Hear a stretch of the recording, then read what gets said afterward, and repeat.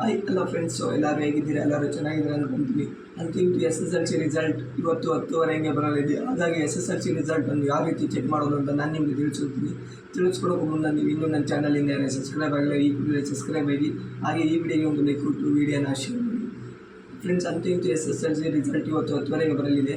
ಸಿಂಪಲ್ಲಾಗಿ ಗೂಗಲ್ಗೆ ಬಂದು ಈ ಥರ ಸರ್ಚ್ ಮಾಡಿ, ಇಲ್ಲಾಂದರೆ ನಮ್ಮ ಬಾಯೋದಲ್ಲಿ ಕೂಡ ಒಂದು ಲಿಂಕ್ನ ಕೊಟ್ಟಿರ್ತೀನಿ. ಆ ಲಿಂಕ್ ಮೇಲೆ ಕ್ಲಿಕ್ ಮಾಡಿದರೆ ಡೈರೆಕ್ಟ್ ಈ ಥರ ಓಪನ್ ಆಗುತ್ತೆ.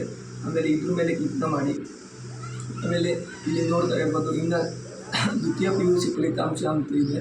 ಹಾಗಾಗಿ ಇವತ್ತು 10:30 ಇಲ್ಲಿ ಕೆಳಗಡೆ SSLC ಫಲಿತಾಂಶ ಅಂತ ಬರಲಿದೆ. ಅವಾಗ ಅದ್ರ ಮೇಲೆ ಕ್ಲಿಕ್ ಮಾಡಿ ಈ ಥರ ಇಂಟರ್ಫೇಸ್ ಓಪನ್ ಆಗುತ್ತೆ.